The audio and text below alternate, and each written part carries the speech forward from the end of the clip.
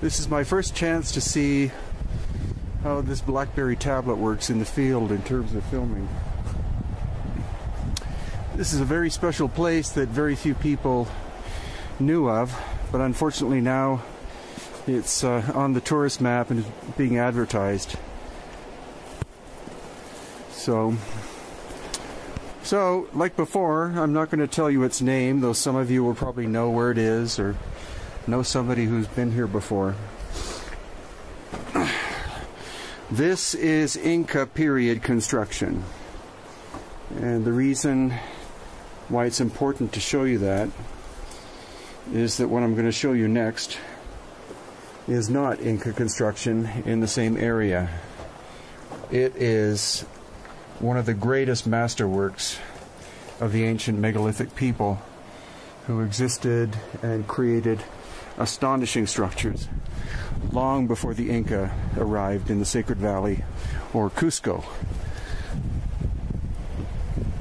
Okay, this too is Inca period construction. Some of you have been told that the Inca made all the perfect, tight, super tight fitting work in Cusco, but that's patently not the case. The Inca were brilliant engineers, brilliant agricultural experts, brilliant social organizers, brilliant soldiers, but they did not have the capacity, nor would anyone, to be able to build or shape what I'm about to show you based on the tools in the archaeological record, which are bronze chisels and stone hammers. People today, if they were given bronze chisels and stone hammers, couldn't make what I'm going to show you. So it's doubtful the Inca did either. So what I'm going to show you next will blow your mind. Like that in behind me. And the one in front of me, which I'll show you next, should very much impress you. If it doesn't, you definitely have a problem. This is the masterwork. This is incredibly precision workmanship in stone. Now, it's hard to tell if it was done with hand tools or if something of this fineness and complexity required machine tools to do, but it is an aesthetic, absolute work of art. It doesn't matter what culture, what country, what hemisphere you go to. As far as I know, few can compare to something of this beauty. And not just this.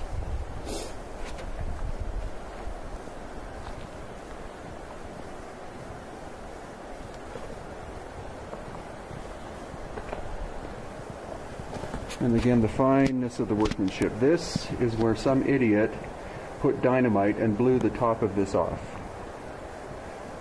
The top is around behind. You see the precision craftsmanship of whoever the great builders were who made this.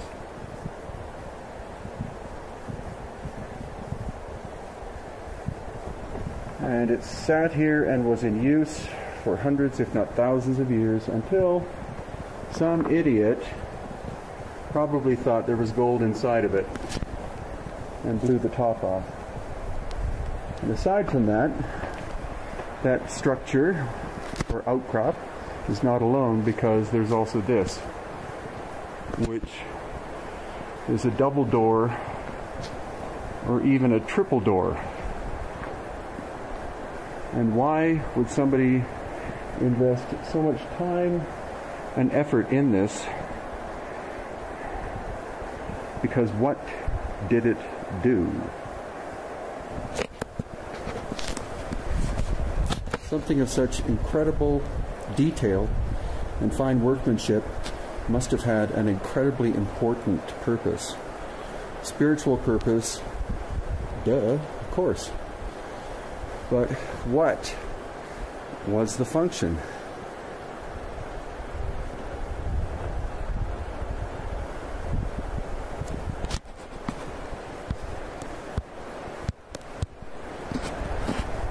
Some people have called it a stargate, as in a place for being able to travel from one place to another. On the physical level, I completely find that mildly silly, but it's possible that it's a communication portal whereby kneeling in here, you're able to communicate with another structure like it somewhere else in Peru or maybe somewhere else on the planet. There is a lot of quartz crystal in the stone.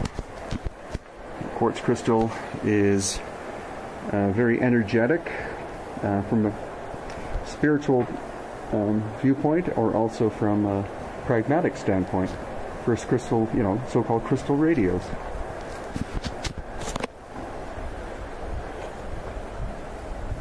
The corners are not sharp, they're all slightly curved.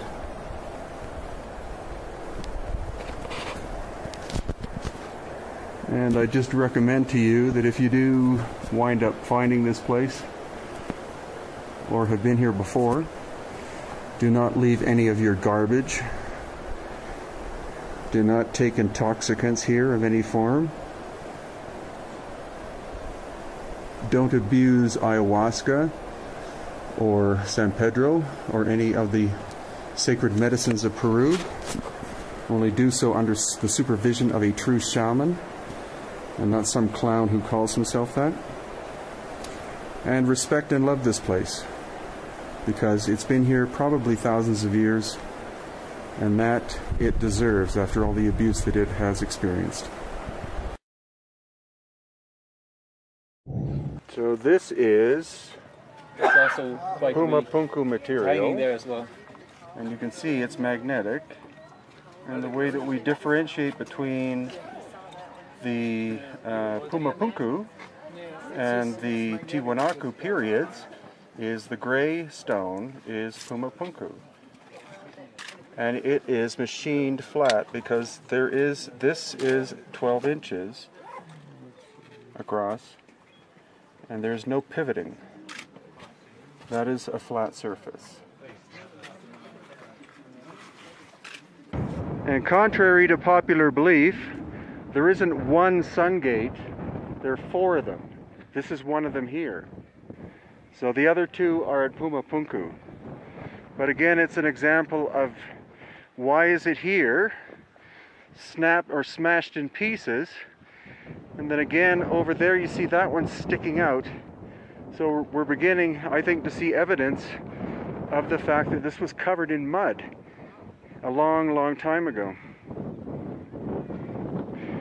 And this is where you see, this is where you see the machining, because the fineness of the work, and if we had Chris Dunn's gauges, depth gauges, you could measure the fact that this, the depression here is very, very even, within thousandths of an inch.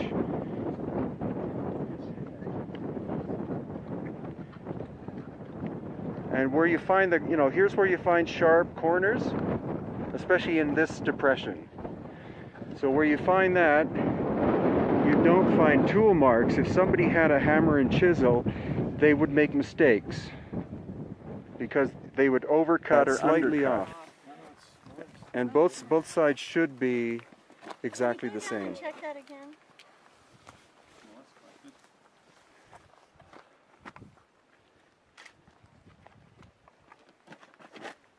You see what I mean? You've got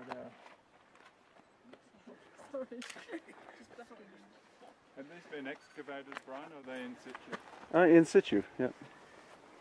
Anyone interested? This is area over here, where they basically demolished it and taken everything out, is where the Acapana, so this is the Acapana, it's where the Andean Cross Pool was. That's right in the centre of that area there. Mixed in with the muds that they were bringing in naturally, and what you're doing is you're winning out the fine materials. So you're winning out the much finer clay materials, and you leave this layer of these larger, denser sort of pebble and little stones, that type of thing. Oh, okay. So as the other stuff erodes, Yeah. See right there. If you see there, you can see a layer of it. The little green stone. So what we're referring to. Right. And if you imagine the whole thing, it would have been much higher, and they had all been mixed in and not been so obvious, but you winnow out all the fine sands and clays and whatnot. What you're left with is this layer of larger, denser stones that have to be blown away. Oh, okay. Okay. Iron or metal ore facility. It could well be there, but it could also be to charge seeds up, alter consciousness. There's all these different potentials of energy. And you've got a great big magnetic anomaly. If they mixed up this mud and these little, green pebbles, if they're serpentinite or copper bearing, if they were mixing it purposefully in a, yeah, that's what I'm because it's almost like something. to get that texture, to get that composition. Oh, yeah. Yeah. Yeah. Because it seems very, at least from what I've seen so far, it seems very, very consistent. Yeah. It's very purposeful stuff going on here. But you notice that the entire wall is the sandstone. Yeah, it's entirely sandstone. Whereas then we'll go to places where all of a sudden you have this mix of the two, and it's like, again, that's why I think this is a later construction made out of, one material for one specific reason. It looks like andesite up there. Well, no, but actually the smoking gun one is the one behind that little megalith there, because it's channeled out, it's fallen down. It's been brought here at some time in the past, but... What time do you want us to play the game? Yes. So this is where we might find real evidence of the Pumapunku period at Tiwanaku, where there was catastrophic damage. And this stone is one of the major ones, because this break could not have been done with guys with sledgehammers. This happened a long time ago because of the weathering on the inside surface and also all the lichen that's growing on it.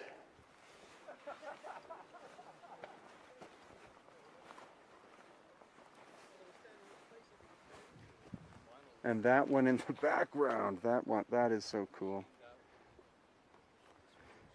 This one,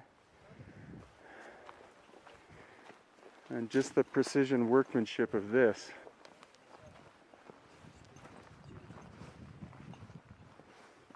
There's some inscriptions on this? There's graffiti. Graffiti, yeah. Okay. Oh yeah, look at that modern graffiti. Yeah, and also this. I mean, this is sloppy. I have That's very sloppy. I've got a hard stone, making that. Yeah, but what that looks like to me, that looks that looks modern. Yeah. That looks modern when someone was trying to quarry it. Exactly. Afterwards. Yeah. But this is a little this looks like a little model. It does. Yeah, with the stairway. Yeah, a little model with the stairway. Looks like a design, like they were planning it. Right. Started it on 2 different holes. Yeah, that's bang on. Okay, can you just go down the series? Yeah, that's bang on. So they are. That was the mistake I made. Okay.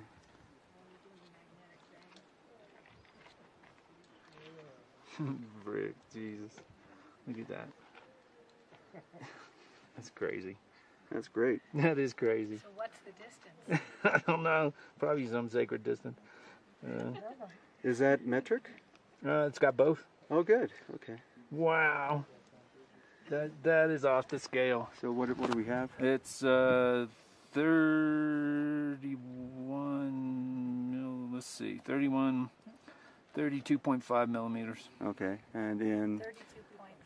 Geez, the 1 inch, a quarter, let's see, 16th, let's see, 4 5/16, 1 inch and 5/16. Okay. Been put together again, modern time. Yeah, this guy shows perfectly the outside angles, yeah. Yeah. Yeah, that's what that's why we're seeing these incredibly smooth surfaces, and then these really rough ones in the back, because according to Kurt and others, this would be the exposed. This would have been exposed to the weather. Yeah, absolutely. This looks like it was 2 different Uh-huh. Yeah, it looks like molded again where another stone was on top of it.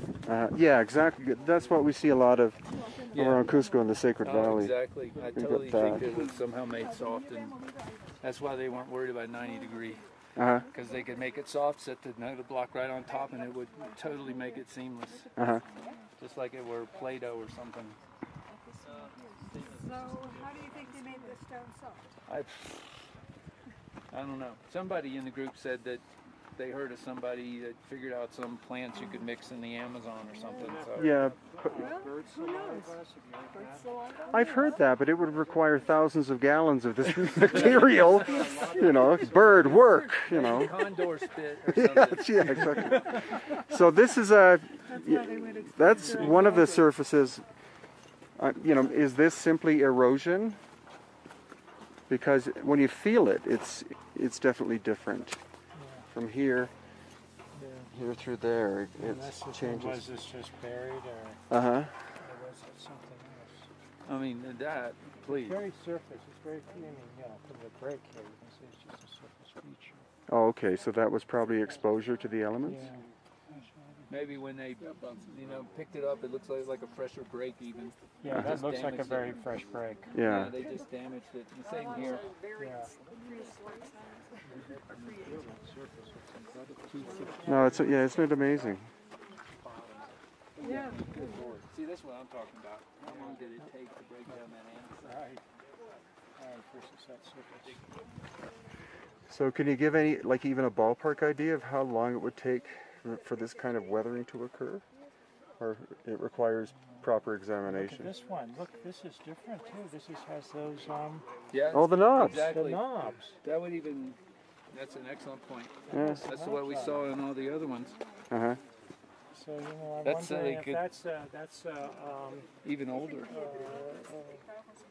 well, I mean, it looks like you've got two different cultures here, actually. Uh-huh. Exactly. On this one block. Yeah. I mean, look at this surface here. Yeah. It's a bit weathered. It's like they recycled it as well or smoothed it out. On that side. Uh-huh. This, it looks like you've got a very smooth surface here, but then they're doing something here. Yeah. And this looks like it's been used a couple of times. And then this stuff. Sandstone to me looks like it was molded. So I'm here to give a sense of scale at Sacsayhuaman. And in this instance, I'm standing below what is the shape of the paw of a puma, which you can readily make out. You can see the 4 toes that are up and the palm, and then part of the arm coming down. And that's a pictogram that was made by the builders. It's not the only one, there are a number of them. There's also a fish, there's a llama, and different birds as well that are part of the actual design and structure of the wall itself. So as if it wasn't a difficult job enough, for example, this corner one, Engineer Dan and I have calculated that that's exposed. We don't know how far down it goes, but exposed, it's 70 tons. And the stone itself, some people have said that it's limestone, but we think that it's andesite. And if it's andesite, which is the local stone of the area, then it's at least 6, if not 7, on the Mohs scale of hardness, which goes from 1 to 10, 10 being diamond. So 6 or 7 is at least grand. And how the people made it, nobody knows. So the reasoning behind the fact that all of this stone is different shapes and sizes, the conventional thought is these are the natural shapes, and so the reason why they did this is because it was the easiest way to do. You don't have to do too much work on each stone in order to get the shape. But it makes more sense, possibly, the logic behind it was partially for earthquake proofing, that if you have different shapes put together like this, then an earthquake wave going through it, it can't find a standard pattern in which to follow through. So maybe that makes the stone more stable. And in terms of accuracy and precision, this is what we're looking at. So the idea that slaves were responsible for this kind of work is probably kind of stupid, because I'm sure you can train a few slaves to be able to be precision stonemasons, but you're not going to be able to train them all. What we find here is an example of our megalithic friends who built a lot, hundreds if not thousands of constructions farther up from Sacsayhuaman with their telltale signature, which is this curved intersection of the horizontal, more or less, and the vertical.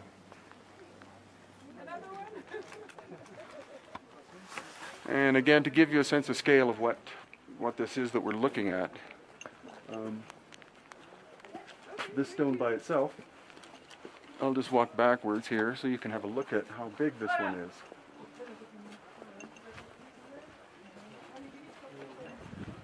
And around the corner.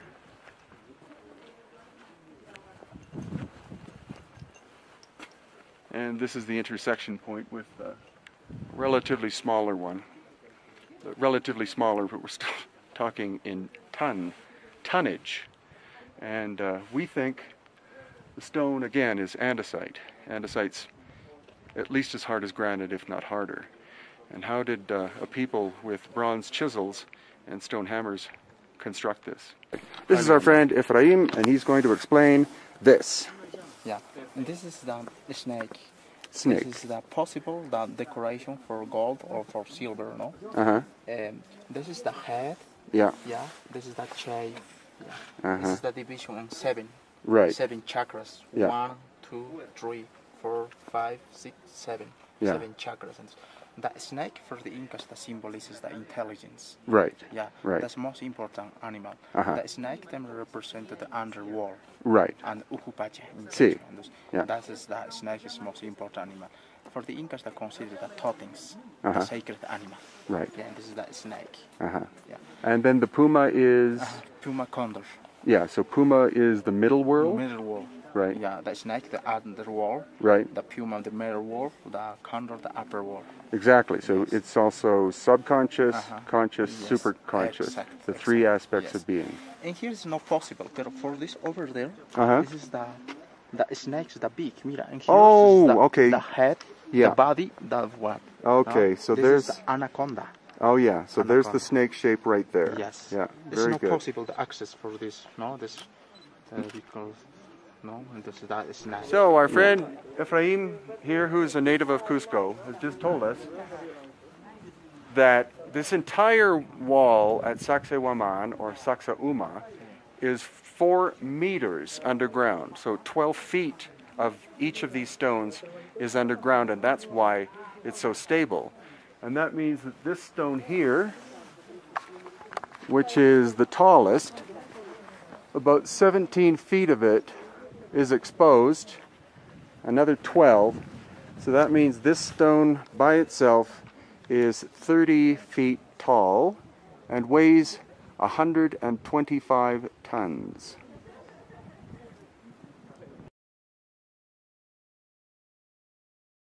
So you go from this kind of building, which is Inca, to this, which is older and far more sophisticated.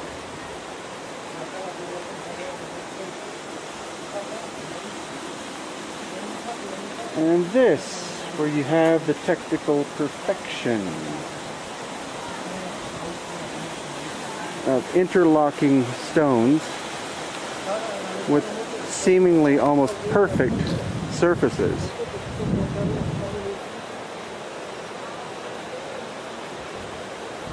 And these with beautifully cut surfaces in them. Hey Brian, there's a lot of big rocks in this field right next door. Okay. And then we have these strange channels that are carved into solid andesite.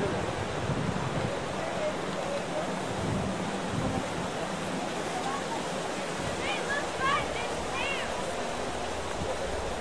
Nice stairs. Oh, what do you know, there was stairs.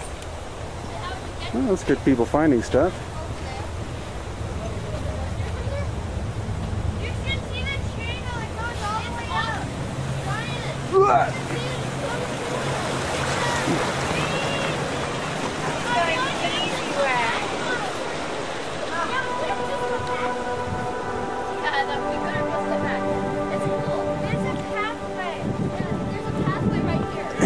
Really?